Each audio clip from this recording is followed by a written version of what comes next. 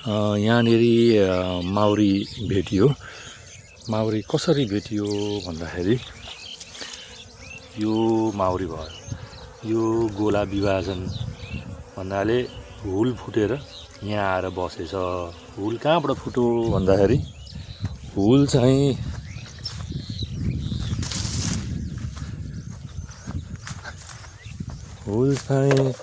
यो घारबाट फुटेको। यहाँबाट फुटेर यहाँबाट भागेर निस्किएर त्यहाँ गएर बसेछ। यहाँ चाहिँ 4-5वटा रानी थियो अस्ति। बाँकी रानी एउटा रानी राखेर बाँकी रानी मैले निकालेर फालिदिएको थिएँ। यानि कि अब मार्नुपर्छ त्यो त। अनि फेरि यहाँबाट अर्को रानी निस्किएछ। अनि त्यो रानी चाहिँ राम्रो रानी होला। अनि यहाँबाट चाहिँ हुल फुटेर गएर त्यहाँ गएर बसेछ भन्ने कुरो यहाँ पानी पटाउँदाखेरि देखियो। अनि अब चाहिँ यसलाई कसरी यो बाकसमा राख्ने भनेर सोचेको। अब आज बाकसमा राख्दैछु। Let's try. पहिलोचोटि म यसलाई कहाँबाट देखाउने भन्दाखेरि यसलाई म यहाँ राख्छु।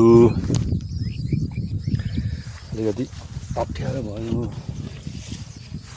ठ्याक्क देखिने ठाउँ भनेको यहाँ रहेछ। ल ओके।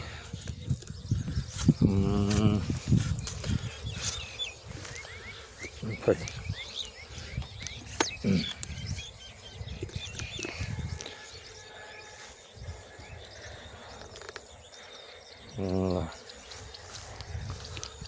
यो ठ्याक्कै देखिने ठाउँ भयो।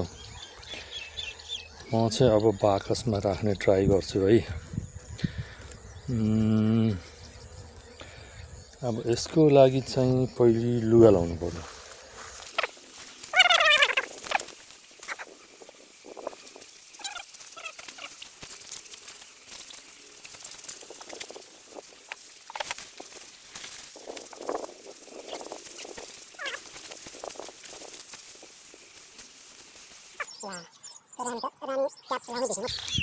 रानो राख्ने पिञ्जरा। ओके, रानो राख्ने पिञ्जरा यसमा राखेर अनि घारमा राख्ने।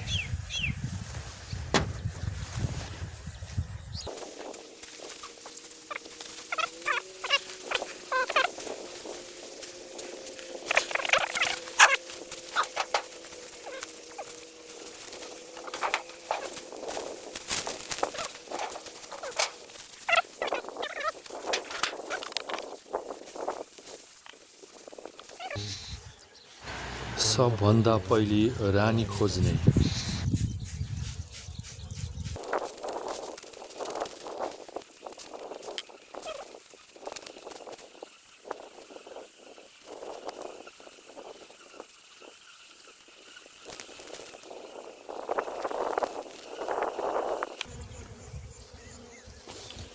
यहाँबाट खासै राम्रो देखिएन।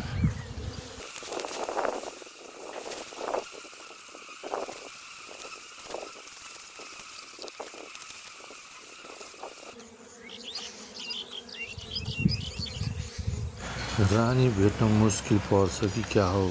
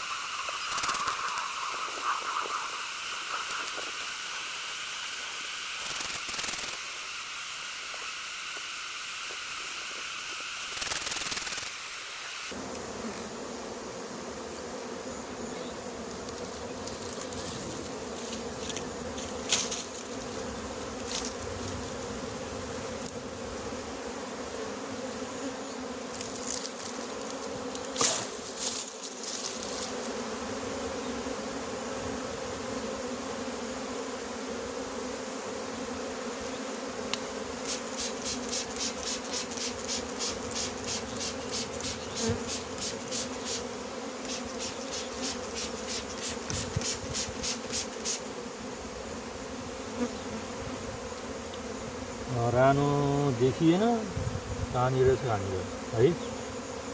अब सायद रानो यसैमा आयो कि भन्ने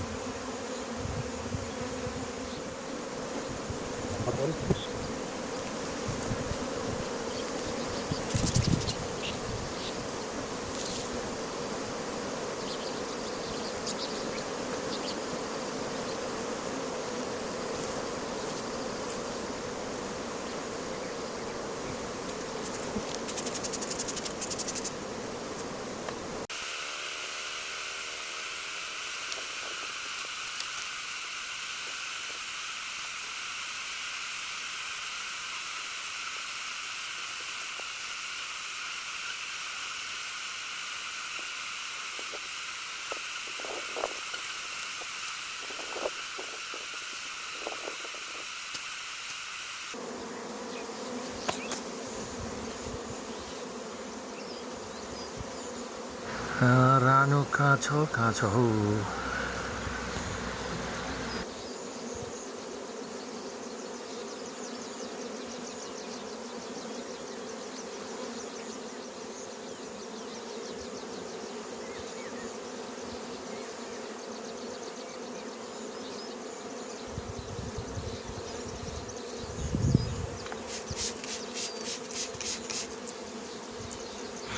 गाह्रै भयो त रानो भेटिनलाई।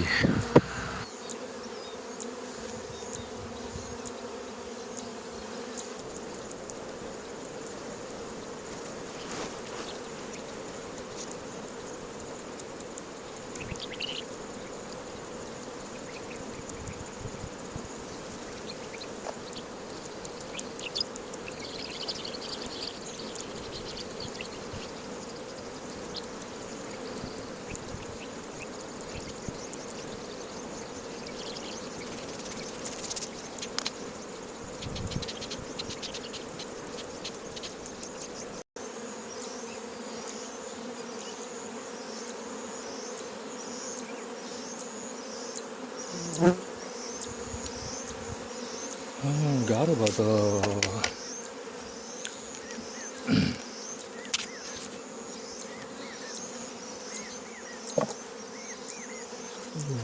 भेटेँ मैले रानी भेटेँ।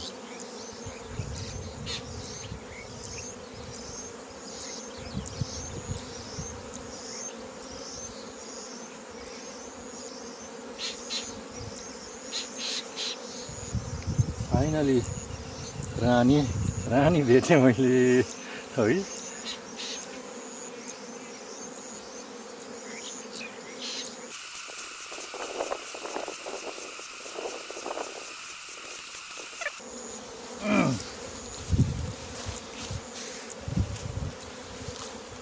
फाइनली रानी चाहिँ भेटियो ल।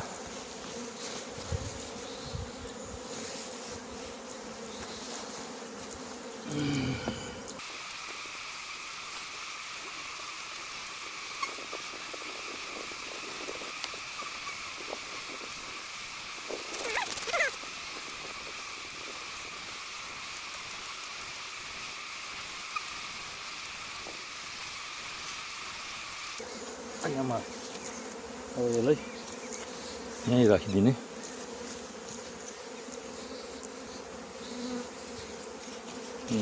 यो स्ट्यान्ड यहीँ राख्ने।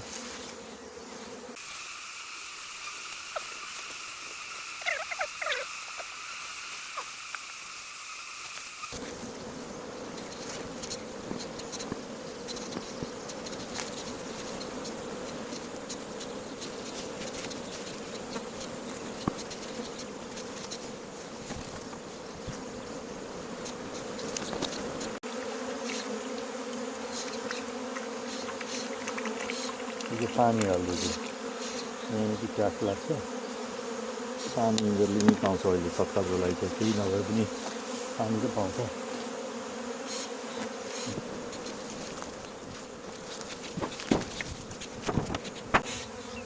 ल अब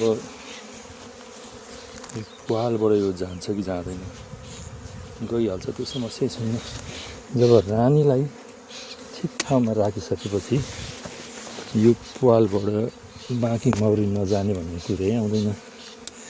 ओके, अब एकछिन हेरौँ यहाँ पालबाट रानी भन्नाले अब रानीभित्र छ। पालबाट अब मौरी त्यहाँ जान्छ। यो सबै जाओस्। ल अब चाहिँ सबै यहाँ बाकसभित्र बसे। त्यो पहिलेको ठाउँ यो। यहाँ अब कोही पनि रहेन। यहाँबाट सबै माउरी निस्किएर यो बाकसमा छिरे। अब चाहिँ कम्प्लिटली सक्सेस भयो भनौँ न। अब भोलि आएर चाहिँ रानी खोल्नुपर्छ। ल कम्प्लिटली 1 घन्टा 1 मिनट 1 घन्टा 2 मिनट लाग्यो। ल थ्याङ्क यू।